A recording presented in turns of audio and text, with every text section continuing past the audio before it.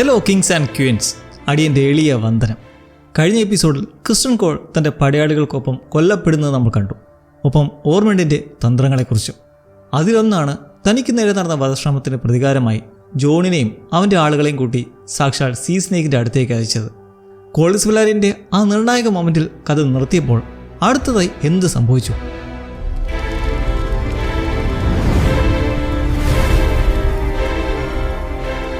House of ഡ്രാഗൻ്റെ പുതിയ penultimate അധ്യായം ആരംഭിക്കുന്നത് തന്നെ ഹെലേനയുടെ വളരെ വിചിത്രമായ ഒരു സ്വപ്നത്തിലൂടെയാണ്. സ്വപ്നത്തിൽ നമ്മൾ കാണുന്നത് അവൾ റെഡ് കീപ്പിൻ്റെ ഇരുണ്ടതും നിശബ്ദവുമായ ഇടനാടികളിലൂടെ പതിയെ നടന്ന് നീങ്ങുന്നതാണ്. ചുറ്റും ഭീകരമായ ഒരു അന്തരീക്ഷമാണുള്ളത്.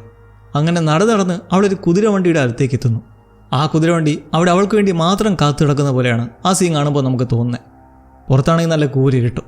പക്ഷേ ആ കോട്ടയുടെ പുതിയ വാതിലുകൾ തുറക്കപ്പെടുന്ന ആ നിമിഷം പെട്ടെന്ന് എവിടെ നിന്നോ ഒരു വലിയ പ്രകാശം വന്ന് ആ സ്ഥലം മുഴുവൻ നിറയുകയാണ്. ആ വെളിച്ചം എന്താണ് അർത്ഥമാക്കുന്നത് എന്ന് നമ്മൾ ചിന്തിച്ച് തുടങ്ങുന്നതിന് മുമ്പ് തന്നെ, ആ വാതിലുകൾക്കപ്പുറം എന്താണുള്ളതെന്ന് ഹെലീന കാണുന്നതിന് മുമ്പ് തന്നെ പെട്ടെന്ന് അവൾ ആ സ്വപ്നത്തിൽ നിന്നും ഞെട്ടി ഉണരുകയാണ്. കാരണം മറ്റൊന്നുമല്ല, സാക്ഷാൽ റെനീറ വന്ന് അവളെ വിളിച്ചുണർത്തുകയാണ്. ഉണർന്ന ഉടനെ ഹെലേനയുടെ മനസ്സിൽ വരുന്ന ആദ്യത്തെ ചോദ്യം തൻ്റെ അമ്മ ആലിസൺ റെനീറയ്ക്ക് എന്തെങ്കിലും സന്ദേശം അയച്ചിട്ടുണ്ടോ എന്നാണ്. എന്നാൽ റെനീറ വളരെ വ്യക്തമായി തന്നെ പറയുന്നുണ്ട് ആലിസൺ ഇതുവരെ യാതൊരു വിധത്തിലുള്ള സന്ദേശവും അയച്ചിട്ടില്ല എന്ന്. മാത്രമല്ല, ഏമൻ ഹാരൻഹാളിൽ സുരക്ഷിതമായി തന്നെ ഉണ്ട് എന്ന് പൂർണ്ണമായും ഉറപ്പാക്കുന്നവരെ ആലിസൺ തന്നെ ബന്ധപ്പെടും എന്ന് താൻ പ്രതീക്ഷിക്കുന്നില്ല എന്നും റെനീറ കൂട്ടിച്ചേർക്കുന്നു. അതിനുശേഷം റെനീറ വളരെ പ്രധാനപ്പെട്ട ഒരു കാര്യം ഹെലേനയോട് ചോദിക്കുകയാണ്. അതായത്, എപ്പോഴെങ്കിലും ഏമൺ ഹെലേനയോട് അവളുടെ ഡ്രാഗണായ ഡ്രീം ഫെയറിനെ എടുത്തുകൊണ്ട് അവനോടൊപ്പം യുദ്ധത്തിൽ പങ്കെടുക്കാൻ ആവശ്യപ്പെട്ടിട്ടുണ്ടോ എന്ന്. അങ്ങനെ സംഭവിച്ചിട്ടുണ്ട്, നമ്മൾ മുന്നേ കണ്ടതാണ്. അങ്ങനെ ഒരു ആവശ്യം അവൻ ഉന്നയിച്ചിട്ടുണ്ടെന്നും എന്നാൽ താനത് തീർത്തും നിരസിക്കുകയാണ് ചെയ്തതെന്നും ഹെലേന മറുപടി പറയുന്നു. കുട്ടിക്കാലത്ത് തനിക്ക് ഡ്രാഗണിൻ്റെ പുറത്ത് കയറി പറക്കാൻ അതേ ആഗ്രഹമുണ്ടായിരുന്നു എന്ന് ഹെലേന ആ സമയത്ത് സമ്മതിക്കുന്നുണ്ട്. പക്ഷേ പിന്നീട് കാര്യങ്ങളാകെ മാറി മറിയുകയും ഡ്രാഗൺ സവാരി എന്നത് തനിക്ക് താങ്ങാൻ കഴിയാത്തത്ര വലിയൊരു ഭാരമായി മാറുകയും ചെയ്തു എന്നാണ് അവൾ പറയുന്നത്. ഇതൊക്കെ കേൾക്കുന്ന റെനീറ പറയുന്നത് ഹെലേനയുടെ ഈ തീരുമാനം കൃത്യമായും അവളുടെ അച്ഛനായ വിസെറസ് രാജാവ് ചെയ്തതിന് സമാനമാണെന്നാണ്. കാരണം വിസെറസും ഒരു ഘട്ടം കഴിഞ്ഞപ്പോൾ ഈ ഡ്രാഗൺ സവാരിയൊക്കെ പൂർണ്ണമായും ഉപേക്ഷിച്ചിരുന്നു. ഈ ഒരു വിഷയം പതിയെ അവരിരുവരും തമ്മിലുള്ള വലിയൊരു തർക്കത്തിലേക്ക് വഴിമാറുകയാണ്. ഡ്രാഗണുകൾ എങ്ങനെയാണ് ഒരാളുടെ മാനസികാവസ്ഥയെ സ്വാധീനിക്കുന്നതെന്നും അതെങ്ങനെയാണ് ഒരാളുടെ ചിന്താഗതി തന്നെ മാറ്റിമറിക്കുന്നതെന്നുമൊക്കെയാണ് അവർ തമ്മിൽ തർക്കിക്കുന്നത്. ഇവിടെ റെനീറ തീർച്ചയായും സ്വയം ന്യായീകരിക്കാൻ ശ്രമിക്കുന്നുണ്ട്. താൻ ഡ്രാഗണുകളെ നിലനിർത്തിയിരിക്കുന്നത് ബ്ലാക്സും ഗ്രീൻസും തമ്മിലുള്ള ഈ യുദ്ധം അവസാനിപ്പിക്കാൻ വേണ്ടി മാത്രമാണ് എന്നാണ് നമ്മുടെ റെനീറയുടെ വാദം. അതായത്, ഡ്രാഗൺസിനെ വെറുമൊരു പ്രതിരോധ മാർഗം മാത്രമായിട്ടാണ് താൻ കാണുന്നത് എന്നും അല്ലാതെ തൻ്റെ ശത്രുക്കളെ പ്രകോപിപ്പിക്കാനോ അവരെ ആക്രമിക്കാനോ അല്ലെന്നുമാണ് രാജ്ഞി പറഞ്ഞു വരുന്നത്. പക്ഷേ ഒന്നാലോചിച്ച് നോക്കൂ, ഇത് കേൾക്കുമ്പോൾ നമുക്കെന്താ തോന്നുക?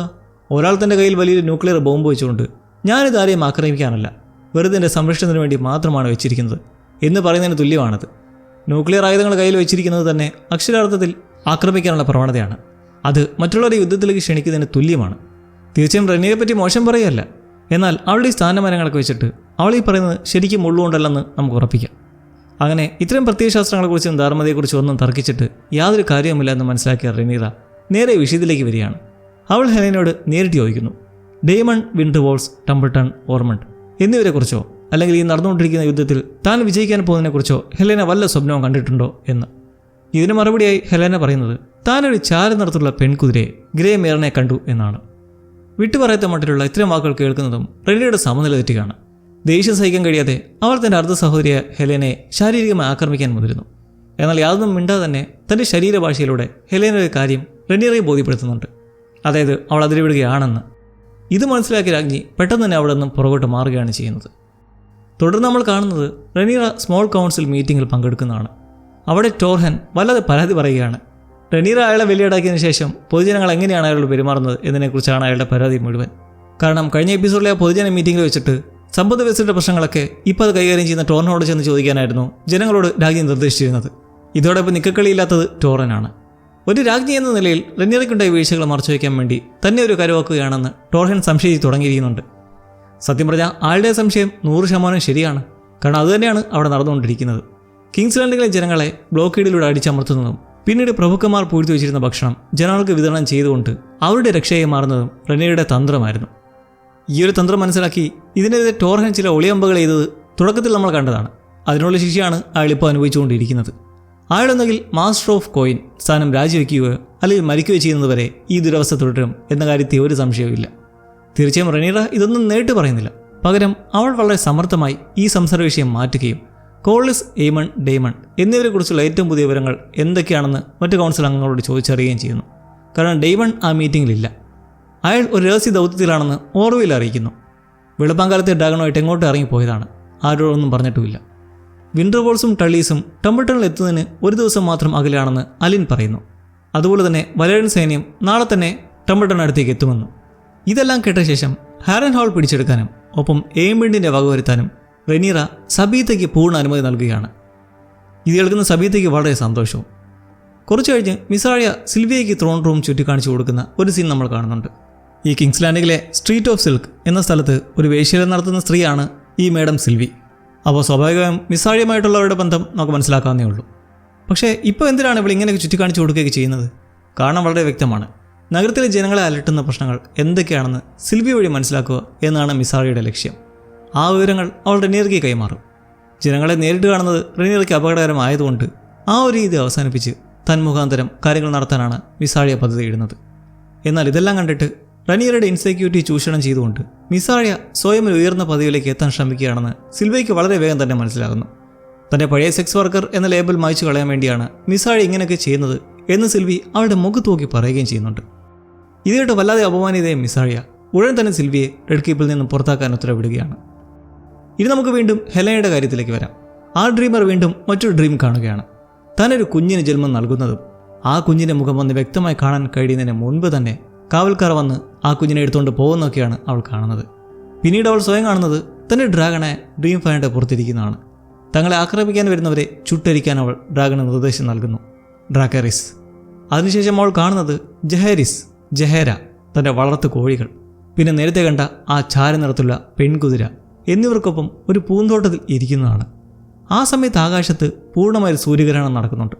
ആ ഗ്രഹണം അതിൻ്റെ പരമാവസ്ഥയിൽ എത്തുമ്പോൾ ആകാശത്ത് നിന്നും മഞ്ഞ് പെയ്യാൻ തുടങ്ങുകയും ചുറ്റുമുള്ളതെല്ലാം മൂടൽ മഞ്ഞിൽ അപ്രത്യക്ഷമാവുകയും ചെയ്യുന്നു. ഫാം, ഇതിൻ്റെയൊക്കെ അർത്ഥം എന്തായിരിക്കും? സാധാരണഗതിയിൽ സൂര്യഗ്രഹണം എന്നത് മരണത്തിൻ്റെ ഒരു ദുർനിമിത്തമായാണ് കണക്കാക്കപ്പെടുന്നത്. അതുകൊണ്ട് തന്നെ ഹെലയുടെ അവസാനം അടുത്തിരിക്കുന്നു എന്നൊരു സൂചനയാണോ ഇത്? തൻ്റെ ജനിക്കാത്ത കുഞ്ഞിൻ്റെ മരണത്തിന് ശേഷം അവൾ ആത്മഹത്യ ചെയ്യാൻ പോകുന്നതിൻ്റെ മുന്നറിയിപ്പായിരിക്കാം ഈ സ്വപ്നം. അതല്ലെങ്കിൽ ഇത് ലോങ് നൈറ്റിനെ കുറിച്ചുള്ള അവളുടെ ഒരു പ്രവചനമാകാനും സാധ്യതയുണ്ട്. താൻ ഡ്രാഗണിൻ്റെ പുറത്ത് സവാരി ചെയ്യുന്നതായി അവൾ കാണുന്ന ആ ഒരു നിമിഷം ഒരുപക്ഷെ അവൾ ഡ്രീം ഫയറിൻ്റെ മുന്നോടുമയായ റീനയുടെ ആത്മാവിനെ ഉൾക്കൊള്ളുകയാകാം. കാരണം സ്വന്തം കുഞ്ഞിനെ നഷ്ടപ്പെട്ടാൽ പോലും ഹെലന അത്രത്തോളം അക്രമാസക്തിയായ ഒരു പ്രവൃത്തി ചെയ്യുമെന്ന് എനിക്ക് തോന്നുന്നില്ല. ഇതിനെക്കുറിച്ച് നിങ്ങൾക്ക് എന്തെങ്കിലും വ്യത്യസ്തമായിട്ടുള്ള തിയറികളുണ്ടെങ്കിൽ തീർച്ചയായും അറിയിക്കുക. അപ്പോൾ നമ്മൾ ഹാരൻഹോളിലേക്ക് പോവുകയാണ്.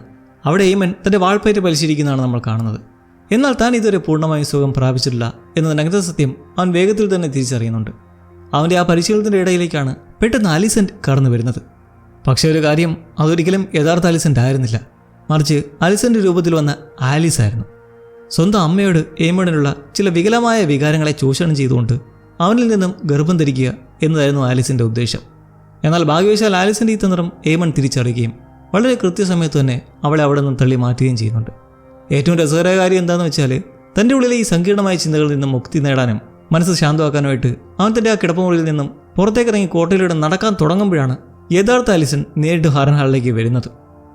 ഇതൊക്കെ കാരണം സ്വന്തം അമ്മയെക്കുറിച്ചുള്ള അവൻ്റെ ആ സങ്കീർണമായ വികാരങ്ങളൊക്കെ പ്രോസസ്സ് ചെയ്യാനുള്ള അവൻ്റെ അവസരം അവിടെ നഷ്ടപ്പെടുകയാണ്. റെഡ് കീപ്പിൽ നിന്നും എന്ത് സാഹചര്യത്തിലാണ് താൻ രക്ഷപ്പെട്ടതെന്നും ഇത്രയും ദൂരം താണ്ടി എങ്ങനെയാണ് ഹാരൻഹാളിൽ എത്തിയെന്നും എയ്മൺ ചോദിക്കുമ്പോൾ അലിസെൻ്റ് അവനോട് പച്ച കള്ളം പറയുകയാണ്. കൊട്ടാരത്തിൽ നിന്ന് ഇവിടം വരെ വഴികാട്ടിയായി എത്തിയ അഡ്രിയാൻ തന്നെ ഒരു രഹസ്യമാർഗത്തിലൂടെ പുറത്തേക്ക് കൊണ്ടുവന്നുവെന്നും ആൾ തന്നെ സംരക്ഷിച്ചു എന്നുമൊക്കെയാണ് അവൾ വെറുതെ വാചകം അടിക്കുന്നത്. എന്നാൽ ഈ പറയുന്നതൊക്കെ മുഴുവൻ കേൾക്കാൻ നിൽക്കാതെ എയ്മണ്ട് അവളെ തടയുന്നുണ്ട്. കാരണം തൻ്റെ മുമ്പിൽ നിൽക്കുന്നത് തൻ്റെ യഥാർത്ഥ അമ്മ തന്നെയാണോ അതോ ആലീസ് വീണ്ടും എന്തെങ്കിലും മായജാലം കാണിച്ച് തന്നെ കബളിപ്പിക്കുകയാണോ എന്നവൻ ആദ്യം ഉറപ്പുവരുത്തണമായിരുന്നു.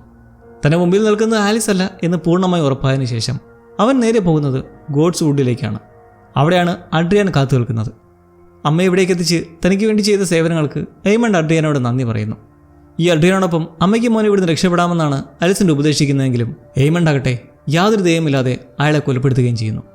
താൻ ജീവനോടെ ഉണ്ടെന്നും ഇപ്പോൾ ഹാരൻഹാലാണ് ഉള്ളതെന്നുമുള്ള വലിയ രഹസ്യം മറ്റാരെയും വിശ്വസിപ്പിച്ചേൽപ്പിക്കാൻ അവന് കഴിയില്ലായിരുന്നു. അതുകൊണ്ടാണ് അവൻ അഡ്രിയാനെ കൊന്നത്. കൃത്യം ആ സമയത്താണ് ആലിസ് അവിടേക്ക് കടന്നു വരികയും എയ്മണ്ടിനെയും ആലിസനെയും രാത്രി ഭക്ഷണത്തിനായി ക്ഷണിക്കുകയും ചെയ്യുന്നത്. ഡിന്നർ ടേബിളിൽ ഇരിക്കുമ്പോൾ അലിസൻ്റെ മുഖത്ത് വല്ലാത്തൊരു ഭാവമുണ്ട്. അഡ്രിയാൻ്റെ കൊലപാതകത്തിൻ്റെ ഞെട്ടിൽ നിന്നും അവൾ ഇപ്പോഴും മുക്തിയായിട്ടില്ല എന്ന് വളരെ വ്യക്തമാണ്. കൂടാതെ എയ്മണ്ടുമായി അടുത്തിടപഴകുന്ന ഈ ആലിസിനെ അവൾക്ക് വ്യക്തമായി മനസ്സിലായിട്ടുമില്ല. എന്തായാലും തൻ്റെ മുമ്പിലിരിക്കുന്ന ഈ രണ്ടുപേരും കടുത്ത സൈക്കോകളാണെന്ന് അറിയാവുന്നതുകൊണ്ട് അവൾക്ക് ശാന്തിയായിട്ട് അങ്ങനെ ഇരുന്നേ മതിയാകുമായിരുന്നുള്ളൂ. ഇതിനിടയിൽ ആലിസ് യഥാർത്ഥത്തിൽ ആരാണെന്ന് മനസ്സിലാക്കാൻ ആലിസൺ ശ്രമിക്കുന്നുണ്ട്. എന്നാൽ എയ്മണ്ട് വാലിസും അതിനെക്കുറിച്ച് കൃത്യമായ ഒരു മറുപടിയും കൊടുക്കുന്നില്ല. അവർ വളരെ അവ്യക്തമായാണ് സംസാരിക്കുന്നത്. എന്നിട്ട് താൻ ഹാരൻഹാളിനെ തൻ്റെ ആസ്ഥാനം ആക്കി മാറ്റാൻ തീരുമാനിച്ചുവെന്ന് എയ്മണ്ട് പറയുമ്പോൾ ആലിസൺ ശരിക്കും ഞെട്ടുന്നുണ്ട്. അവളൊരു യാഥാർത്ഥ്യം അവനെ ഓർമ്മിപ്പിക്കുന്നു. റെനീറുടെ പക്കൽ 6 ഡ്രാഗണുകൾ ഉണ്ടെന്നും അവൾക്ക് എപ്പോൾ വേണമെങ്കിലും എയ്മണ്ടിൻ്റെ ഈ പുതിയ ആസ്ഥാനം തകർത്തെറിയാൻ കഴിയുമെന്നും ആലിസൺ മുന്നറിയിപ്പ് നൽകുന്നു. എന്നാൽ ഇതൊന്നും വകവയ്ക്കാതെ എയ്മണ്ട് റെനീറയ്ക്കെതിരെ സംസാരിക്കാൻ തുടങ്ങുകയാണ്. ഡ്രാഗണുകൾ അത്രയും ഉണ്ടെങ്കിലും അതിൻ്റെ റൈഡേഴ്സൊക്കെ വെറും സാധാരണക്കാർ മാത്രമാണ്. റെനീറ സിംഹാസനത്തെയും ടാർഗരൻ എന്ന വലിയ നാമത്തെയും അശുദ്ധമാക്കിയെന്നും അതുകൊണ്ട് തന്നെ അവളുടെ വീഴ്ച സംഭവിക്കാൻ ഇനി അധികം കാലതാമസം ഉണ്ടാകില്ല എന്നുമാണ് അവൻ വിശ്വസിക്കുന്നത്. ആ സമയം ആകുമ്പോഴേക്കും താനും ആലിസും ചേർന്ന് തങ്ങളുടേതായ ഒരു സാമ്രാജ്യം കെട്ടിപ്പടക്കുമെന്നും വെസ്റ്റ്രോസ് മുഴുവൻ കീഴടങ്ങാൻ സജ്ജരായിരിക്കുമെന്നുമാണ് അവൻ്റെ കണക്കുകൂട്ടൽ. ആലിസൺ തന്നോടൊപ്പം ഹാരൻഹാളിൽ നിൽക്കണമെന്നാണ് എയ്മണ്ട് ആഗ്രഹിക്കുന്നത്. എന്നാൽ ആലിസിന് അവൾ അവിടെ നിൽക്കുന്നതിനോട് തീരെ താല്പര്യമില്ല. ആലിസൺ ഓൾഡ് ടൗണിലേക്ക് തിരികെ പോകണമെന്നാണ് ഈ ആലിസ് പറയുന്നത്. ഈ ഒരു അഭിപ്രായ വ്യത്യാസം കാരണം ആ പുതിയ കപ്പിൾസ് ഡൈനിങ് റൂമിൽ നിന്നും പുറത്തേക്ക് ഇറങ്ങിപ്പോയി വഴക്കിടാൻ തുടങ്ങുകയാണ്. എയ്മണ്ട് വിചാരിക്കുന്നത് ആലിസിന് വല്ലാത്ത പൊസസീവ്നെസ് ആണെന്നും തന്നെ അവൾക്ക് മാത്രം സ്വന്തമായി കിട്ടാൻ വേണ്ടിയാണ് അവൾ ആലിസനെ ഒഴിവാക്കാൻ ശ്രമിക്കുന്നത് എന്നൊക്കെയാണ്. എന്നാൽ ആലിസ് പറയുന്നതാട്ടെ വേറൊരു കാര്യവും. ആലിസൺ ഹാരൻഹാൾ വന്നിരിക്കുന്നത് അവനെ ഉപദ്രവിക്കാനാണെന്നാണ് തനിക്ക് തോന്നുന്നത്. അവൾക്ക് ചുറ്റും മൂടൽമഞ്ഞ് പോലെ എന്തോ ഒരു വശപ്പിശകുണ്ട്. ഒരു അപകടമാകാതിരിക്കാനാണ് താൻ അവളെ പറഞ്ഞുവിടാൻ ശ്രമിക്കുന്നത് എന്നുമാണ് ആലിസ് വ്യക്തമാക്കുന്നത്. എന്നാൽ എയ്മണ്ട് പറയുന്നത് തനിക്കിന് ശേഷിക്കുന്നത് ഈ അമ്മ മാത്രമാണെന്നാണ്. അതുകൊണ്ട് അവർ വിശ്വസിക്കുന്നുമുണ്ട്. ഇവർ രണ്ടുപേരും പുറത്തുപോയി വഴക്കിടുന്ന ഈ ഒരു സമയം മുതലെടുത്ത് ആലിസൺ വേഗം തന്നെ മരിച്ചു കിടക്കുന്ന അഡ്രിയൻ്റെ ശരീരത്തിനടുത്തേക്ക് ഓടി ചെല്ലുകയും സ്വയം രക്ഷയ്ക്ക് വേണ്ടി അയാളുടെ കയ്യിലുണ്ടായിരുന്ന ആ കത്തിയെടുത്ത് അവളുടെ വസ്ത്രത്തിൽ ഒളിപ്പിക്കുകയും ചെയ്യുന്നുണ്ട്. കാരണം എയ്മണ്ടിനെ ഇനി പിടിച്ചാൽ കിട്ടത്തില്ല. അവരുടെ തീരുമാനം എടുത്തു കഴിഞ്ഞു. ഈ ഒരു സമയത്താണ് അവിടെ മരത്തിൽ പിടിച്ചു കിടക്കുന്ന കുറേ കായകൾ കാണുന്നത്. അതിനുശേഷം അവൾ നേരെ എയ്മണ്ടിൻ്റെ മുറിയിലേക്ക് ചെല്ലുന്നു. ആലിസിന് താൻ ഇവിടെ നിൽക്കുന്നതിൽ താല്പര്യമില്ലാത്തതുകൊണ്ട് താൻ തിരികെ പോകണമോ എന്ന് അവൾ എയ്മണ്ടിനോടൊന്ന് ചോദിക്കുവാണ്. എന്നാൽ ഇത് കേൾക്കുന്നതും ആലിസൺ അവിടെ തന്നെ നിൽക്കണമെന്നാണ് എയ്മണ്ട് പറയുന്നത്. കാരണം അവൾ ഇത്രയും ദൂരം താണ്ടി തന്നെ കാണാൻ ഹാരൻഹാളിൽ എത്തിയത് അവന് ശരിക്കും സന്തോഷമുണ്ടാക്കുന്നൊരു കാര്യമാണ്, പ്രത്യേകിച്ച് ഈ ഒരു സാഹചര്യത്തിൽ. അങ്ങനെ അവരുടെ ഒരു പുനഃസംഗമം ആഘോഷിക്കാൻ വേണ്ടി ആലിസൺ താൻ കൊണ്ടുവന്ന കുറച്ച് സ്പൈസ്ഡ് വൈൻ അവന് കുടിക്കാൻ കൊടുക്കുന്നു. കൊച്ചിലോട്ടെ എയ്മണ്ട് ഏറ്റവും ഇഷ്ടമുള്ള സംഭവമാണിത്. ഈ ഒരു സിറ്റുവേഷനിൽ എയ്മണ്ട് ചില രഹസ്യങ്ങൾ തുറന്നു പറയാനുണ്ട്. ആലിസനെ ഒട്ടും വിശ്വാസമില്ലെന്നും താൻ സ്വന്തം സഹോദരനെ എയ്ഗനെ കൊല്ലാൻ ശ്രമിച്ചിരുന്നു എന്നുള്ള സത്യങ്ങൾ അവൻ വെളിപ്പെടുത്തുകയാണ്. ഇതൊക്കെ കേട്ടിട്ടും ആലിസൺ യാതൊരുവിധ ഞെട്ടലും പുറത്തു കാണിക്കുന്നില്ല എന്നാണ് ഏറ്റവും വലിയ അത്ഭുതം. എയ്ഗണിനെ പറ്റി പറഞ്ഞ കാര്യം അവൾക്ക് ഓൾറെഡി അറിയാമായിരുന്നു എന്നവൾ പറയുന്നു.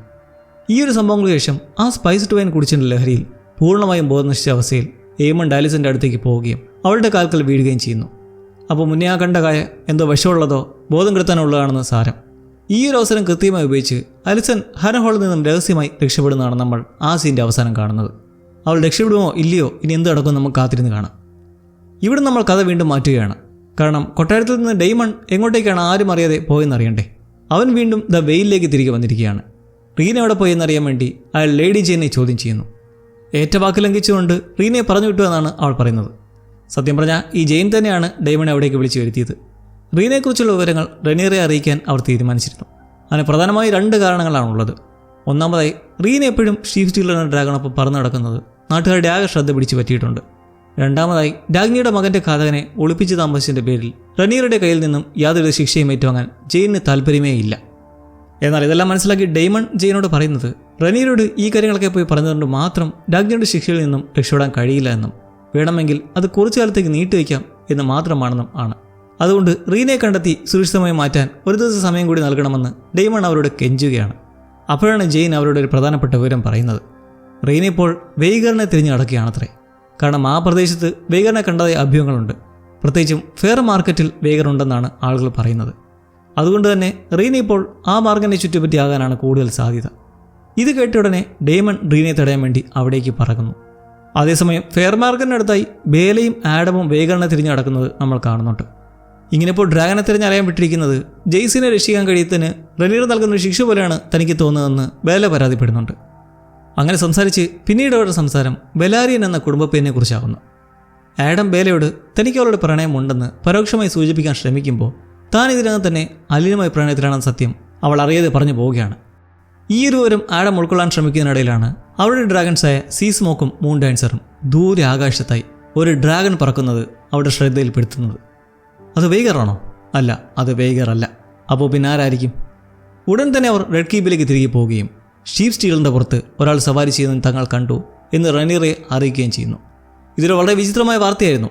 കാരണം ഷീപ്പ് സ്റ്റീലിൻ്റെ റൈഡർ മരിച്ചുപോയെന്നാണ് ഡെയ്മൺ നേരത്തെ പറഞ്ഞിരുന്നത്. മേശപ്പുറത്തൊരു തലയും കൊണ്ടുവച്ചതാണ്.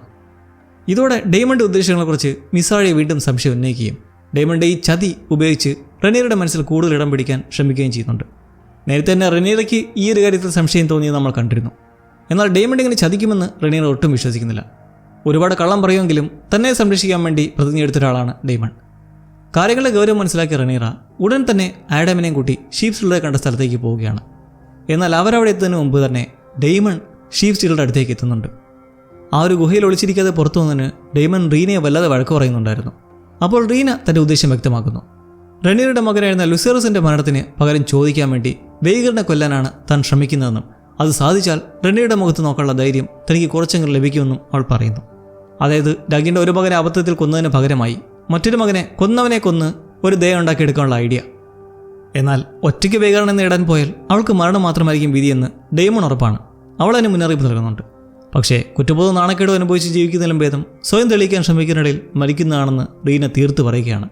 അവൾ കടന്നു പോകുന്ന ആ മാനസികാവസ്ഥ ഡെയ്മന് കൃത്യമായി മനസ്സിലാകുന്നുണ്ട്.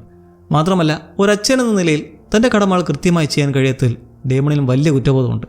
അതുകൊണ്ട് തന്നെ റീനയെ സഹായിക്കുമെന്ന് അയാൾ വാഗ്ദാനം ചെയ്യുകയാണ്.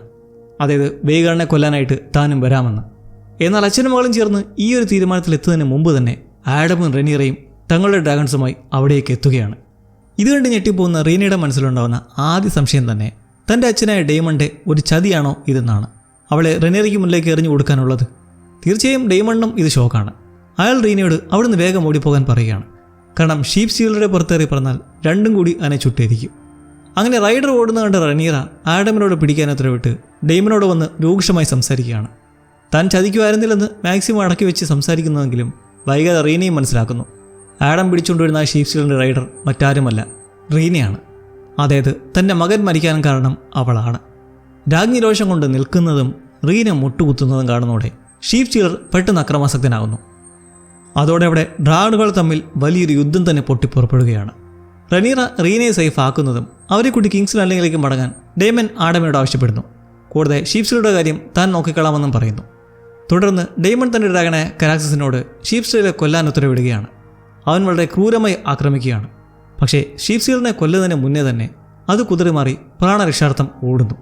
ഇത് കാണുന്ന ഡെയ്മൺ ഒന്നും കൽപ്പിക്കാതെ അവനെ കാട്ടിലേക്ക് ഓടി രക്ഷപ്പെടാൻ അനുവദിക്കുകയാണ് ചെയ്യുന്നത്. കിങ്സ് ലാൻഡിങ്ങിൽ തിരിച്ചെത്തിയ ശേഷം റീനയ്ക്ക് താമസിക്കാനായി ഒരു മുറി തയ്യാറാക്കാൻ റനീറ കാവൽക്കാരോട് നിർദ്ദേശിക്കുന്നു. എന്നാൽ അവളെ ഇനി ഒരു നോക്ക് കാണാൻ പോലും റീനയ്ക്ക് താല്പര്യമില്ല. അങ്ങനെ പിന്നീട് രാജ്ഞി തൻ്റെ മുറിയിലേക്ക് പോവുകയും തൻ്റെ തോഴയുടെ സാന്നിധ്യത്തിൽ ഡെയ്മണുമായി അയാളെ പ്രവൃത്തിയെക്കുറിച്ച് സംസാരിക്കുകയും ചെയ്യുന്നു. ഡെയ്മൺ അന്ന് ഷീപ്പ് സ്റ്റീലറുടെ റൈഡെന്ന് പറഞ്ഞ് കൊണ്ടുവച്ച ആ തല ഇപ്പോൾ ഒരു തലയൊട്ടിയായി രാജ്ഞി തൻ്റെ മുറിയിൽ സൂക്ഷിച്ചിരിക്കുകയാണ്. എന്നാൽ അത് വെറും കള്ളമായിരുന്നു എന്നിപ്പോൾ മനസ്സിലായി. ഡെയ്മൺ തൻ്റെ തെറ്റുകൾക്ക് മാപ്പ് ചോദിക്കുന്നുണ്ട്. റനീറ വഞ്ചിക്കാൻ താൻ ഒരിക്കലും ഉദ്ദേശിക്കുന്നില്ലെന്നും റീനയെ സംരക്ഷിക്കാൻ മാത്രമാണ് താൻ ശ്രമിച്ചതെന്നും അയാൾ വിശദീകരിക്കുന്നു. ജെയ്സിനെ അബദ്ധത്തിൽ കൊന്ന റീനയാണെന്ന് അറിഞ്ഞാൽ താൻ അവളെ കൊല്ലുമായിരുന്നെന്ന് ഡെയ്മൺ വിശ്വസിച്ചിട്ടുള്ള കടുത്തൊരു ഞെട്ടൽ റനീറ പ്രകടിപ്പിക്കുന്നുണ്ട്. മുൻപൊരു സാഹചര്യത്തിൽ ഹെലീന ഒരു ആൺകുട്ടിയെ പ്രസവിച്ചാൽ റനീറ എന്നെ കൊല്ലുമെന്ന് ആൽസൺ വിശ്വസിക്കുന്നതായി പറഞ്ഞപ്പോഴും സമാനമായൊരു ഞെട്ടൽ റനീറയ്ക്കുണ്ടായിരുന്നു. തനിക്ക് ഏറ്റവും പ്രിയപ്പെട്ടവർ പോലും തന്നെ ഒരു ക്രൂര രാക്ഷസിയെ പോലെയാണ് കാണുന്നത് എന്ന് അവളെ വല്ലാതെ വേദനിപ്പിക്കുന്നുണ്ട്. ജനങ്ങൾ ചിന്തിക്കുന്ന പോലെ അത്രയ്ക്ക് ക്രൂരയായിരുന്നു താനെങ്കിൽ ആ വ്യാജ ഡെയ്റോണിനെ ദ വാളിലേക്ക് നാടുകടത്താൻ പറയുന്നതിന് പകരം താൻ അവൻ്റെ തല വെട്ടിയെടുക്കുമായിരുന്നു എന്നവൾ പറയുന്നു. ഒരുപക്ഷെ ആളുകളിങ്ങനെ നിരന്തരം തന്നെക്കുറിച്ച് തെറ്റിദ്ധാരണകൾ വെച്ച് പുലർത്തുകയാണെങ്കിൽ ഒരു ദിവസം തൻ്റെ സമനില തെറ്റുകയും ശരിക്കും ഒരു രാക്ഷസി പോലെ തന്നെ പെരുമാറുകയും ചെയ്തേക്കുമെന്ന് അവൾ ഭയപ്പെടുന്നുണ്ട്. ഡെയ്മണ്ട് മുന്നിൽ വെച്ച് അങ്ങനെ നിയന്ത്രണം നഷ്ടപ്പെടാതിരിക്കാൻ വേണ്ടി അവൾ അയാളെ അവിടെ നിന്നും പറഞ്ഞു വിടുകയാണ്. അതേസമയം ബേല റീനയുടെ മുറിയിൽ ചെന്ന് അവളെ ആശ്വസിപ്പിക്കുന്ന നമ്മൾ കാണുന്നുണ്ട്. റീനയുടെ മനസ്സിൽ മൊത്തം കുറ്റബോധമാണ്. ജെയ്സിനെ കൊന്നില്ലായിരുന്നെങ്കിൽ ഇപ്പോൾ തൻ്റെ സഹോദരി ബെയ്ല ഒരു രാജ്ഞിയാകുന്ന സ്വപ്നം കണ്ടിരുന്നേനെ. ഉറങ്ങാൻ കഴിയാതെ വിഷമിക്കുന്ന റീനീറ എഴുന്നേറ്റിട്ട് ആ ഇടയൻ്റെ തലയൊട്ടി തീപ്പൊരിയിലേക്ക് വലിച്ചെറിയുന്നു. തുടർന്ന് അവൾ മിസാറയുടെ മുറിയിലേക്ക് പോവുകയാണ്. ഡെയ്മണിൻ്റെ ചതിയെക്കുറിച്ച് സംസാരിക്കാനാണ് അവൾ അവിടെ എത്തുന്നത്. എന്നാൽ അതൊരു വഴക്കിലേക്കാണ് വഴി മാറുന്നത്. ഡെയ്മൺ എതിരെയായി തന്നെ തിരിച്ചുവിട്ടിട്ട് തന്നെ ഒരു കളിപ്പാവയാക്കാൻ മിസാറയെ ശ്രമിക്കുകയാണെന്ന് റനീറ ആരോപിക്കുന്നു. വിസേഴ്സിൻ്റെ പാത പിന്തുടരുന്നത് തനിക്ക് ഗുണം ചെയ്യില്ല എന്നതിനെക്കുറിച്ചും അവർ സംസാരിക്കുന്നുണ്ട്. എന്നാൽ റനയുടെ ചിന്തകൾ തെറ്റാണെന്നും അവൾ വിജയത്തിൻ്റെ വക്കിലാണെന്നും പറഞ്ഞ് മിസാറിയ അവളെ ആശ്വസിപ്പിക്കുകയാണ്. താൻ രാജ്യാൻ യോഗ്യതയാണോ എന്ന് റനീറ ചോദിക്കുമ്പോൾ തീർച്ചയായും അതെ എന്ന് മിസാറിയ മറുപടി നൽകുന്നു. അതിനുശേഷം അവിടെ ഇരുവരും തമ്മിൽ വളരെ അടുത്തിടപഴകുന്ന ഒരു സീനിലാണ് ആ ഭാഗം അവസാനിക്കുന്നത്. അവർ തമ്മിൽ ഇങ്ങനൊരു ബന്ധം നമ്മൾ കഴിഞ്ഞ സീസണിലെ കണ്ടതാണ്. ഇനി നമ്മൾ കാണുന്നത് ടൈലാനിനെയും ഏഗണിനെയുമാണ്. അവർ ബ്രാവോസിലേക്ക് കപ്പൽ കയറാൻ വേണ്ടി മെയ്ഡൻ പൂളിലെ തുറമുഖത്തേക്ക് പോവുകയാണ്. ഏഗണിനെ എങ്ങനെയെങ്കിലും കാസ്റ്റർലി റോക്കിലേക്ക് കൊണ്ടുപോകാൻ ടൈലൻ പരമാവധി ശ്രമിക്കുന്നുണ്ട്. എന്നാൽ ഏഗൺ അതിൽ തീരെ താല്പര്യമില്ല. അവൻ്റെ ലക്ഷ്യം ബ്രാവോസാണ്. അവിടേക്ക് തന്നെ പോകും എന്നവൻ ഉറപ്പിച്ച് പറയുന്നു. അവരങ്ങനെ സംസാരിച്ചു കൊണ്ടിരിക്കുമ്പോഴാണ് അവിടെയുള്ള ഗ്രാമവാസികൾ പേടിച്ചോടുന്നത് കാണുന്നത്. എന്താണ് സംഭവിച്ചെന്നും എന്തിനെ പേടിച്ചാണ് ഓടുന്നതെന്നും ടൈലൻ്റ് അവരോട് ചോദിക്കുന്നു. അപ്പോഴാണ് ഈ ഗ്രാമവാസികൾ ആ സത്യം പറയുന്നത്. മ്യൂട്ടൻസ് തങ്ങളുടെ ഗ്രാമം ആക്രമിക്കാൻ വരുന്നുണ്ടത്രേ. റിവർലാൻഡ്സിലുള്ളതാണ് ഹൗസ് മ്യൂട്ടൻസ്. ഗ്രാമവാസികളുള്ള ഒരാൾ ഏഗണിനോടും കൂട്ടരോടും തിരിഞ്ഞോടാൻ ഉപദേശിക്കുന്നുണ്ട്. മ്യൂട്ടൻസ് റെനീറോട് കൂറുപുലർത്തുന്നവരായതുകൊണ്ട് ആ ഉപദേശം കേട്ട് തിരിഞ്ഞോടുന്നത് തന്നെയായിരുന്നു അവർക്ക് ഏറ്റവും നല്ലത്. പക്ഷേ ഏഗൺ വിചാരിക്കുന്നത് താൻ ആരാണെന്ന് അവർക്കറിയില്ലെന്നും തൻ്റെ രൂപം ആരും കണ്ടിട്ടില്ലാത്തതുകൊണ്ട് തങ്ങളെ ആരും തിരിച്ചറിയില്ലെന്നുമാണ്. അതുകൊണ്ട് അവർ ഗ്രാമവാസികളുടെ ഉപദേശം തള്ളിക്കളഞ്ഞ് മെയ്ഡൻ പൂളിലേക്ക് തന്നെ നടക്കാൻ തുടങ്ങുന്നു. അങ്ങനെയാണ് അവർ റൂ ക്രസ്റ്റിൽ നിന്നുള്ള ഒരാളെ വഴിയിൽ വെച്ച് കണ്ടുമുട്ടുന്നത്. അവൻ തങ്ങളുടെ കൂട്ടത്തിലുള്ള ജാനൂസിനെ കണ്ടോന്ന് തിരക്കിയിട്ട് ഒരു വലിയ സത്യം അവരോട് പറയുന്നു. മ്യൂട്ടൻസ് യഥാർത്ഥത്തിൽ തിരയുന്നത് ടൈലാൻഡിനെയാണ്, അവിടെ കൂടെ തന്നെ നിൽക്കുന്ന ഈ ടൈലനെ. ഈ വിവരം അറിഞ്ഞപ്പോൾ ലാരിസ് ടൈലനോട് സ്വയം കീഴടങ്ങാൻ ആവശ്യപ്പെടുന്നു. എങ്കിൽ മാത്രമേ അവർ ടൈലനെ റെനീറയുടെ അടുത്തേക്ക് കൊണ്ടുപോവുകയുള്ളൂ എന്നും അതുവഴി ഏഗണിനെ അവർക്ക് കണ്ടുപിടിക്കാൻ കഴിയില്ലെന്നും ലാരിസ് കണക്കുകൂട്ടുന്നു. എന്നാൽ ഏഗൺ ഇതൊന്നും ചെവികൊള്ളുന്നില്ല. ലാരിസിനും ടൈലനും ഇനി അവർക്കിഷ്ടമുള്ളത് ചെയ്യാമെന്നും എങ്ങോട്ടേക്ക് വേണമെങ്കിലും പോകാം, എന്നാൽ താൻ ഇനി ഒളിച്ചോടാൻ തയ്യാറല്ല എന്നും അവൻ പ്രഖ്യാപിക്കുന്നു. എന്തു വന്നാലും വേണ്ടില്ല, മ്യൂട്ടൻസിനെ നേരിട്ട് യുദ്ധം ചെയ്ത് മരിക്കാനാണ് താൻ ആഗ്രഹിക്കുന്നതെന്നും അവൻ പറയുന്നു. ടൈലൻഡ് ഏഗണിനോടൊപ്പം നിൽക്കാൻ തീരുമാനിക്കുകയാണ്. എന്നാൽ ലാരിസ് ഇതിൽ നിന്നും പിന്മാറുകയാണ്. കാരണം തൻ്റെ ജീവൻ വെച്ച് പൊരുതാനാകില്ലെന്ന് അയാൾക്കും ഏഗണും നല്ലോണം അറിയാം. സോ ലാരിസ് അവിടുന്ന് ജീവനും കൊണ്ട് ഓടി രക്ഷപ്പെടുന്നു. അന്ന് രാത്രി ഏഗണും ടൈലൻഡും ഒരു ക്യാമ്പ് ഫയറിന് ചുറ്റും വളരെ ശാന്തമായിരിക്കും നമ്മൾ കാണുന്നുണ്ട്. എന്നാൽ അവരുടെ ആ ശാന്തത അധികം നേരം നീണ്ടു നിൽക്കുന്നില്ല. മ്യൂട്ടൻസിൻ്റെ വലിയൊരു സൈന്യം അവിടേക്ക് വരികയാണ്. ആ സൈന്യത്തിൻ്റെ വലിപ്പം കാണുമ്പോൾ ഏഗൺ പേടിച്ചോടുമെന്നാണ് നമ്മൾ എല്ലാവരും വിചാരിക്കുന്നത്.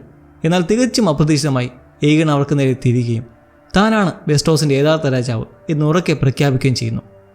മുന്നിൽ നിൽക്കുന്നത് സാക്ഷാൽ ഏഗണാണെന്ന് പറയുന്നതും എല്ലാവർക്കും ഒരു ഞെട്ടലുണ്ട്. എന്നാൽ ആ ഒരു ഞെട്ടൽ അസ്വാഭാവികമായ വിധം വീണ്ടും കൂടി വരുന്നു. അവിടെയാണ് ഈ എപ്പിസോഡിലെ ഏറ്റവും വലിയൊരു ട്വിസ്റ്റ് നമ്മളെ കാത്തിരിക്കുന്നത്. സത്യം പറഞ്ഞാൽ ഈ ഒരു സീൻ കണ്ടപ്പോൾ അക്ഷരാർത്ഥത്തിൽ ഞെട്ടിപ്പോയി എന്ന് തന്നെ പറയാം. ആരും ഒട്ടും പ്രതീക്ഷിക്കാത്ത ഒരു സമയത്ത് തികച്ചും അപ്രതീക്ഷിതമായി അവിടെ എന്താണ് സംഭവിക്കുന്നത് നിങ്ങൾക്ക് അറിയുമോ? ഏഗൺ താനാണ് രാജാവെന്ന് പറഞ്ഞ് ഉച്ചത്തിലുള്ള ആ വാക്കുകൾ മുഴക്കി നിൽക്കെ ഏഗണിൻ്റെ പിന്നിലായി സാക്ഷാൽ സൺഫയർ എന്ന ആ സുവർണ ഡ്രാഗൻ പ്രത്യക്ഷപ്പെടുകയാണ്. അതേ സുഹൃത്തുക്കളെ, സൺഫയർ മരിച്ചിട്ടില്ല. അവശനായ നിലയിലാണെങ്കിലും ശരീരം കുറച്ച് അഴുകിയ നിലയിലാണെങ്കിലും തൻ്റെ യജമാനെ സംരക്ഷിക്കാൻ വേണ്ടി അവൻ അവിടെ എത്തിയിരിക്കുകയാണ്. മുന്നേ തന്നെ മെലീസ് എന്ന ഡ്രാഗൻ്റെ മൃതദേഹം അഴുകിയതുപോലെ സൺഫയറിൻ്റെ ശരീരം അഴുകിയിരുന്നില്ല, എന്നുകൊണ്ട് അവൻ ജീവനോടെ ഉണ്ടാകും എന്ന് പലരും തിയറികൾ പറഞ്ഞിരുന്നു. ആ തിയറികളെല്ലാം അക്ഷരം പ്രതി ശരിവയ്ക്കുന്ന കാഴ്ചയാണ് നമ്മളിവിടെ കാണുന്നത്. അന്ന് സൺഫയർ കണ്ടപ്പോൾ അവൻ ഇപ്പോഴും ജീവനോടെ ഉണ്ടെന്ന് ഏഗൺ വിശ്വസിച്ചതും വെറുതെ ആയിരുന്നില്ല. കാരണം അവനിലും ആ ഒരു ബോണ്ടിങ്ങും ഫീലിങ്ങും ഉണ്ടായിരുന്നു. ഒരുപക്ഷെ ഏഗൺ അവനെ തൊട്ടപ്പോൾ ഉണരാതിരുന്നത് പരിക്കുപറ്റി വിശ്രമിക്കുന്നതുകൊണ്ടായിരുന്നിരിക്കാം. ഇപ്പോൾ അവൻ ഏതാണ്ട് പൂർണ്ണമായും സുഖം പ്രാപിച്ചതുകൊണ്ടാകാം തൻ്റെ റൈഡറെ രക്ഷിക്കാൻ കൃത്യസമയത്ത് തന്നെ അവിടേക്ക് എത്തിയത്. സൺഫയറിൻ്റെ ശരീരത്തിലെ പാടുകൾ കൃത്യമായി ഏഗണിൻ്റെ ശരീരത്തിലെ പാടുകളെ പോലെ തന്നെ ഓർപ്പിക്കുന്നുണ്ട് എന്നത് വളരെ മനോഹരമായ ഡീറ്റെയിലിംഗ് ആണ്. ഈ ഡ്രാഗണെ കണ്ടതും ഏഗണിൻ്റെ മുഖത്തുണ്ടാകുന്ന ആ ഒരു മാറ്റമുണ്ട്. അതുവരെ മരണത്തെ മുന്നിൽ കണ്ടു നിന്നിരുന്ന ഏഗണിൻ്റെ ആത്മവിശ്വാസം പെട്ടെന്ന് 1000 മടങ്ങ് വർദ്ധിക്കുന്നതാണ് നമ്മൾ അവിടെ കാണുന്നത്. അവന് പെട്ടെന്ന് എന്തെന്നില്ലാത്തൊരു ഊർജ്ജം ലഭിക്കുകയാണ്. ഉടനെ തന്നെ അവൻ തൻ്റെ പ്രിയപ്പെട്ട ഡ്രാഗണായ സൺഫയറിനോട് ഒരു കൽപ്പന നൽകുന്നു. ഡ്രാക്കറീസ്, തങ്ങളെ ആക്രമിക്കാൻ വന്നിരിക്കുന്ന ആ മ്യൂട്ടൻസിൻ്റെ സൈന്യത്തെ മുഴുവൻ ചുട്ടരിക്കാൻ അവൻ ആവശ്യപ്പെടുകയാണ്. അക്ഷരാർത്ഥത്തിൽ രോമാഞ്ചുണ്ടാക്കുന്നൊരു മാസ് സീൻ തന്നെയായിരുന്നു അത്. സൺഫയറിൻ്റെ ഈ ശക്തമായ തിരിച്ചുവരവ് ഏഗണിൻ്റെ കഥാഗതി എങ്ങനെയാണ് മാറ്റാൻ പോകുന്നത് എന്ന് ചിന്തിക്കുന്നത് തന്നെ വലിയ ആകാംക്ഷ നൽകുന്ന കാര്യമാണ്. അവനിപ്പോൾ കിങ്സ് ലാൻഡിങ്ങിലേക്ക് പോയി സിംഹാസനം തിരിച്ചു പിടിക്കാൻ കഴിഞ്ഞില്ലെങ്കിലും ഒരു ഡ്രാഗണിൻ്റെ വലിയ പിന്തുണ ഉള്ളതുകൊണ്ട് തീർച്ചയായും റെനീറയ്ക്കെതിരെ ഒരു വമ്പൻ സൈന്യത്തെ കെട്ടിപ്പടുക്കാൻ അവന് സാധിക്കും. അതിനുള്ള ചാൻസ് ഉണ്ട്. മറുവശത്ത് കാര്യങ്ങളൊക്കെ പുകഞ്ഞ് കത്താൻ തുടങ്ങുവാണ്. വിൻ്റർവോൾസും ടള്ളീസും ക്രിസ്റ്റൻ്റെ വെട്ടിയെടുത്ത് തലയും മേന്തിക്കൊണ്ട് ടംബിൾട്ടണിലേക്ക് മാർച്ച് ചെയ്യുന്ന ഒരു കാഴ്ച നമ്മൾ കാണുന്നുണ്ട്. ഇത് കാണാനിടെ വന്ന ഗ്വെയിൻ ഉടൻ തന്നെ ഈ വിവരം ഓർമണ്ണെ അറിയിക്കാൻ വേണ്ടി ടംബിൾട്ടണിലേക്ക് ഓടുന്നു. എന്നാൽ ക്രിസ്റ്റൻ്റെ മരണവാർത്ത കേട്ടിട്ടും ഓർമണ്ണ് വലിയ കുലുക്കമൊന്നും ഉണ്ടാകുന്നില്ല. കാരണം ഇപ്പോൾ അയാളുടെ കയ്യിൽ ഏറ്റവും വലിയൊരു തുറപ്പിച്ചിട്ടുണ്ട്. അത് മറ്റാരുമല്ല, സാക്ഷാൽ കോർലിസ് ആണത്. അതെ, കോർലിസ് വെലാരിയൻ മരിച്ചിട്ടില്ല. അയാളെ ജോണും സംഘവും തട്ടിക്കൊണ്ടുപോകുന്നതായിരുന്നു. ആശയകരമെന്ന് പറയട്ടെ, ഓർമൺ കോർലിസിനെ ചങ്ങലക്കിടുകയോ തടവറയിലടക്കുകയോ ഒന്നും ചെയ്തിട്ടില്ല. പകരം അയാൾക്കൊപ്പം വളരെ മാന്യമായി അത്താഴം കഴിക്കുന്നതാണ് നമ്മൾ കാണുന്നത്.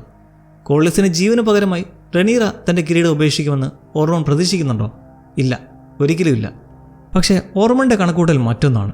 തങ്ങളുടെ നേതാവില്ലാതെ വെലാരിയന്മാർ ദുർബലരാകുമെന്നും അവർ കിങ്സ് ലാൻഡിംഗ് ഉപേക്ഷിച്ച് പോകുമെന്നുമാണ് അയാൾ വിശ്വസിക്കുന്നത്. അങ്ങനെ സംഭവിച്ചാൽ നഗരത്തിൽ ഭക്ഷണം ഇല്ലാതാവുകയും ജനങ്ങൾ പട്ടിണി കിടന്ന് പരസ്പരം കടിച്ച് കീറുകയും ചെയ്യും എന്നാണ് അയാളുടെ ഒരു തന്ത്രവും കണക്കൂട്ടലും. എന്നാൽ വിൻറ്റർഫോൾസും ടളീസും തങ്ങളെ ആക്രമിക്കാൻ അടുത്തുകൊണ്ടിരിക്കുമ്പോൾ ഈ തന്ത്രം ഗ്രീൻസിന് എങ്ങനെയാണ് ഗുണം ചെയ്യുക എന്ന് ഡെയ്റോൺ സംശയം പ്രകടിപ്പിക്കുന്നുണ്ട്. താനാണ് രാജാവെങ്കിലും തൻ്റെ ചോദ്യത്തിന് മറുപടി പറയാതെ ഓർമണ്ട് തന്നെ അവഗണിക്കുന്നത് ഡെയ്റോണ് വല്ലാത്ത അപമാനമായി തോന്നുന്നുണ്ട്. എന്നാൽ ഡെയ്റോണിന് മറുപടി നൽകുന്നതിന് പകരം ഓർമണ്ട് കോർലിസിന് നേരെ തിരികെയും അയാൾക്ക് ടാർഗേൻസിനോടുള്ള അതിര് കവിഞ്ഞ താല്പര്യത്തെക്കുറിച്ച് ചോദ്യം ചെയ്യാനും തുടങ്ങുന്നു. ഇതിനിടെ ദേഷ്യം വന്ന കോർലിസ് ഭക്ഷണം കഴിക്കുന്ന നിർത്തി തൻ്റെ മുറിയിലേക്ക് മടങ്ങിപ്പോവുകയാണ്. മുറിയല്ല, തടവറയെന്ന് തന്നെ പറയാം. തുടർന്ന് ഡെയ്റോൺ ഗെയിൻ്റെ മുറിയിലേക്ക് ചെല്ലുന്നു. ഓർമണ്ടിൻ്റെ പദ്ധതികളെക്കുറിച്ചും ഒരു രാജാവിനെ പോലെ അയാൾ പെരുമാറുന്നത് തനിക്ക് സിംഹാസനം ലഭിക്കാനുള്ള സാധ്യതകളെ എങ്ങനെ നശിപ്പിക്കുന്നു എന്നതിനെക്കുറിച്ചും ഡെയ്റോൺ പരാതിപ്പെടുന്നു. ഇതെല്ലാം അമിതമായ മോഹങ്ങളുടെ സ്വാഭാവികമായ അനന്തരഫലമാണെന്ന് ഗെയിൻ മറുപടി നൽകുന്നുണ്ട്. അപ്പോഴാണ് ഈ ഡെയ്റോൺ മറ്റൊരു കാര്യം തിരിച്ചറിയുന്നത്. അതായത് ഗെയിൻ ക്രിസ്റ്റൻ്റെ മരണത്തിൽ അതിയായ ദുഃഖിതനാണ്. ഈ ഒരു നേരത്താണ് അവൻ സ്വന്തം കാര്യങ്ങൾ പറഞ്ഞ് അയാളെ ബുദ്ധിമുട്ടിക്കുന്നതെന്ന് അവൻ മനസ്സിലാക്കുന്നു. തുടർന്ന് ഡെയ്റോൺ ഗെയിനെ ആശ്വസിപ്പിക്കാൻ ശ്രമിക്കുന്നുണ്ട്.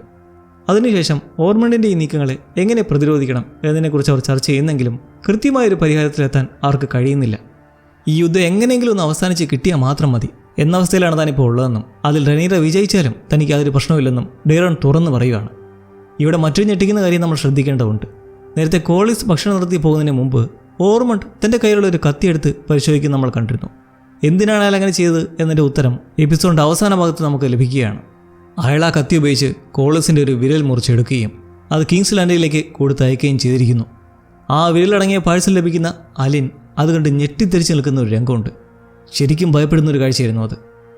അങ്ങനെ ഈ ഒരു എപ്പിസോഡിൻ്റെ അവസാന ഭാഗത്ത് നമ്മൾ കാണുന്നത് വൻ ചതിയും ഒറ്റുകൊടുപ്പുമാണ്. ഓർമണ്ടിനൊപ്പം ഇരുന്ന് മദ്യപിക്കുകയാണ് ആര്? നമ്മുടെ ഉൾഫ്. മാർക്കറ്റിൽ എല്ലാവരുടെയും മുൻപിൽ വെച്ച് ഡേമൺ ഉൾഫിനെ തല്ലിയ സംഭവം ഓർമണ്ടോയുടെ മനഃപൂർവ്വം എടുത്തിടുന്നുണ്ട്. സാധാരണക്കാർക്ക് മുന്നിൽ പോലും ഒരു വിലയും കൽപ്പിക്കുന്നില്ല. റെനീറ തനിക്ക് മേലെ അടിച്ചേൽപ്പിച്ച അനാവശ്യ നിയന്ത്രണങ്ങളെക്കുറിച്ചും അവരുടെ നിയമങ്ങൾ അനുസരിക്കാൻ്റെ പേരിൽ ഡേമൺ തന്നെ ക്രൂരമായി ശിക്ഷിക്കുന്നതിനെക്കുറിച്ചുമൊക്കെ ഉൾഫ് വളരെ സങ്കടത്തോടെ സംസാരിക്കുന്നു. തീർച്ചയായും ഇതെല്ലാം കേൾക്കുന്ന ഓർമണ്ട് വളരെ വിദഗ്ധമായി അവനോട് സഹതാപം നടിക്കുകയും അവൻ്റെ ഇമോഷൻസ് തനിക്ക് മനസ്സിലാവുന്നുണ്ടെന്ന് പറയുകയും ചെയ്യുന്നു. എന്തൊക്കെ പറഞ്ഞാലും ടാർഗേറിയൻസ് അൾഫിനെ വെറും ഒരു ആയുധമായി മാത്രമാണ് കാണുന്നതെന്നും എന്നാൽ താൻ അവനെ ഒരു മനുഷ്യനെയാണ് പരിഗണിക്കുന്നതെന്നും ഓർമണ്ട് തന്നെ വിശ്വസിപ്പിക്കുന്നു. ഇതെല്ലാം ഉൾഫ് അങ്ങനെ കേട്ടുകൊണ്ടിരിക്കുകയാണ്. തങ്ങൾ അവസാനമായി കണ്ടുമുട്ടിയപ്പോൾ തന്നെ ഹണി ഹോൾഡിനെ പ്രഭുവാക്കാമെന്ന് ഓർമണ്ട് വാഗ്ദാനം ചെയ്യുന്ന കാര്യം ഉൾഫ് ഓർമ്മിപ്പിക്കുന്നുണ്ട്. ആ ഒരു മീറ്റിംഗ് എപ്പോഴാണ് നടന്നതെന്ന് അറിയില്ല, ചിലപ്പോൾ ഓഫ് സ്ക്രീനിൽ വെച്ച് കാണാമാകാം. അങ്ങനെ ഈ വാഗ്ദാനത്തെക്കുറിച്ച് ഉൾഫ് ചോദിക്കുമ്പോൾ എന്നാൽ ഹണി ഹോൾഡിൻ്റെ കാര്യം മറന്നേക്കാനും അതിപ്പോൾ വെറും നിസ്സാര കാര്യമാണ്. പകരം ഡ്രിഫ്റ്റ് മാർക്കിൻ്റെ പ്രഭുസ്ഥാനം ലക്ഷ്യം വയ്ക്കാനും ഓർമണ്ട് അവനെ പ്രേരിപ്പിക്കുകയാണ്. ഈ വലിയ വാഗ്ദാനം ഉൾഫിന് വളരെ പെട്ടെന്ന് തന്നെ ഇഷ്ടപ്പെടുന്നു. അവിടെ അങ്ങനെ ഉൾഫ് ഓർമണ്ടിൻ്റെ സഖ്യം ചേരുകയാണ്. തന്നെ കളിയാക്കിയ എല്ലാവരെയും താൻ ചുട്ടരിക്കും എന്നവൻ പ്രഖ്യാപിക്കുകയും ചെയ്യുന്നുണ്ട്. അപ്പോൾ ചങ്ങായിമാരെ, ഇവിടെ ഒരു വലിയ ചോദ്യം ഉയരുകയാണ്. ഉൾഫ് ഡ്രിഫ്റ്റ് മാർക്കിൻ്റെ പുതിയ പ്രഭുവാകാൻ പോവുകയാണോ? അവൻ സത്യത്തിൽ ഒരുപാട് പേരെ ചുട്ടരിക്കുമോ? പുസ്തകങ്ങളിലെ കഥ അനുസരിച്ച് നോക്കുകയാണെങ്കിൽ ഒന്നാം ടംബിൾട്ടൺ യുദ്ധത്തിൽ ഫസ്റ്റ് ബാറ്റിൽ ഓഫ് ടംബിൾട്ടണിൽ അവൻ ഒട്ടേറെ ആളുകളെ ചുട്ടരിച്ചിട്ടുണ്ട് എന്ന് സത്യമാണ്. എന്നാൽ അവൻ ഡ്രിഫ്റ്റ് മാർക്കോ അവൻ ആഗ്രഹിച്ച ഹൈ ഗാർഡൻ ഒന്നും ലഭിച്ചില്ല.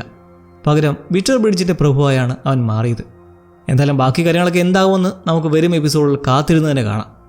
എന്തായാലും ഈ ഒരു മണ്ണൻ്റെ ചതി കണ്ടിട്ട് നിങ്ങൾക്ക് വല്ലാത്ത ദേഷ്യം വരുന്നുണ്ടെങ്കിൽ ഒരു കാര്യം പറയാം, അവൻ അത്ര വേഗം ഒന്നും മരിക്കാൻ പോകുന്നില്ല. അതുകൊണ്ട് എഴുത്തുകാരെ കഥയിൽ വലിയ മാറ്റമൊന്നും വരുത്തിയില്ലെങ്കിൽ സഹിച്ചേ പറ്റൂ കുറച്ച് ആൾ. അപ്പോൾ ഈ ഒരു എപ്പിസോഡ് നമ്മളിവിടെ അവസാനിപ്പിക്കുകയാണ്. നിങ്ങൾക്ക് എന്താണ് തോന്നുന്നത്? നിങ്ങളുടെ അഭിപ്രായങ്ങളും കാര്യങ്ങളൊന്നും പറയാൻ മറക്കണ്ട. അപ്പോൾ വീഡിയോയുടെ ഫീഡ്ബാക്സും മറ്റും പ്രതീക്ഷിച്ച് ഞാൻ കമൻറ്റ് ബോക്സിൽ തന്നെ ഉണ്ടാകും. അപ്പോൾ മറ്റൊരു ഈവിൾ വീഡിയോയുമായി നമുക്ക് കാത്തിരുന്ന് കാണാം. See you and take care, lovelies.